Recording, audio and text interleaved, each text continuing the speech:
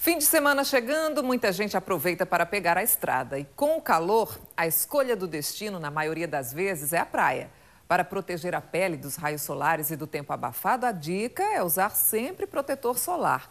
Mas você sabia que, assim como a pele, o carro também precisa de cuidados específicos para não dar dor de cabeça ao motorista durante a viagem? Quem tem os detalhes para a gente é o repórter Fernando Rego Barros. Ô, Fernando, como é que deve ser feita, por exemplo, a manutenção do ar-condicionado do carro? Olha, Meire, a maioria dos motoristas, se for como eu, só vai olhar para o ar-condicionado quando ele começa a não esfriar, quando ele começa a dar problema, né?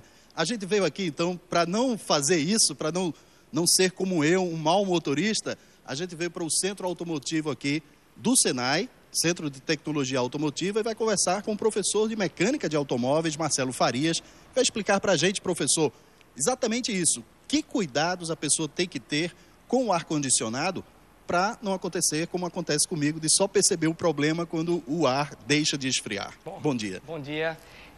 Existem duas situações.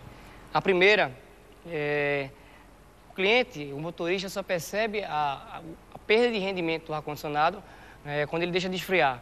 Ou quando sente um cheiro, um odor desagradável, odor esse que como se fosse um cheiro de mofo. Tudo isso é causado por um filtro. Esse filtro é o chamado filtro pólen. Esse filtro aqui a gente está num processo de saturação dele, ele está já no prazo de troca. Esse aí está bastante sujo. Bastante sujo. E esse filtro ele tem que ficar da cor bem branquinho, dessa cor aqui, ele novo. Essa é a primeira situação. A segunda situação é a manutenção preventiva. Como óleo, como substituição do filtro de ar, o filtro pólen também existe uma manutenção preventiva. Essa manutenção, você tem que pesquisar dentro do seu manual, no manual de serviço ou no manual do proprietário, especificando e dizendo qual o prazo de troca corretamente. Normalmente, quanto tempo é? Varia de montadora para montadora, mas 15 mil quilômetros, 10 mil quilômetros, só que precisa ser consultado. Para cada carro você tem um prazo determinado. Quer dizer, se a pessoa tomar cuidado com esse filtro, está garantido que ela não deve ter problema com o ar-condicionado? Não.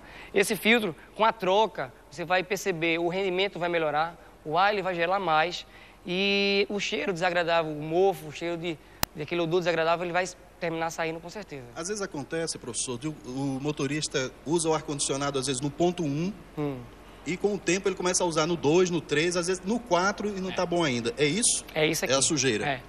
E em algumas situações, a sujeira, ela veda completamente esse filtro, e aí a ventilação, além de ficar muito fraca, como você falou, ele fica esquentando o ar-condicionado. Mesmo que você regule na temperatura, ele continua esquentando. Agora vamos mudar de assunto, falar um pouquinho do radiador, professor. Que cuidados o motorista tem que ter na hora que vai fazer uma viagem? Fim de semana chegando, ele quer pegar a família e ir para uma praia. Que cuidados ele deve ter com o radiador, por exemplo? O radiador é um dos componentes principais do sistema. Ele tem um reservatório, chamado reservatório de expansão. Esse reservatório é onde coloca a água e o aditivo. A função desse aditivo é manter a temperatura da água constante, evitando que ela evapore, só que existe um prazo de troca para esse aditivo também. Esse prazo tem que respeitar o período de revisão e a porcentagem varia de carro para carro. Você pode ter 50% de água, 50% de aditivo, ou 60, 40, 30, 60, 40, 30, 70. Essa proporção depende de carro para carro.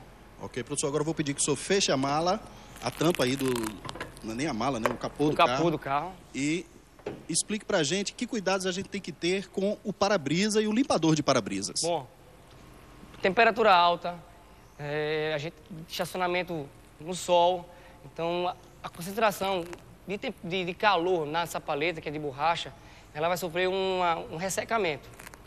Ressecamento esse que pode comprometer a limpeza. Então, no verão, e a gente só se preocupa em trocar a paleta quando está próximo do inverno ou quando está chovendo, e só percebe que ela não está limpando nessas situações. Então, para a gente manter essa paleta em bom estado de conservação, existe um produto, um desengordurante. Esse produto, colocado junto com a água no reservatório do esguincho, que é o reservatório onde vai jogar a água, ele vai conseguir tirar toda a gordura do para-brisa e manter a paleta sempre lubrificada. Ok. Eu acho que com essas dicas, a pessoa que vai passear agora nesse fim de semana já vai com mais segurança, né, professor? Com certeza. Muito obrigado pela sua participação aqui no Bom Dia. A gente volta ao estúdio com Meire Lanús. Tá bom, Fernando.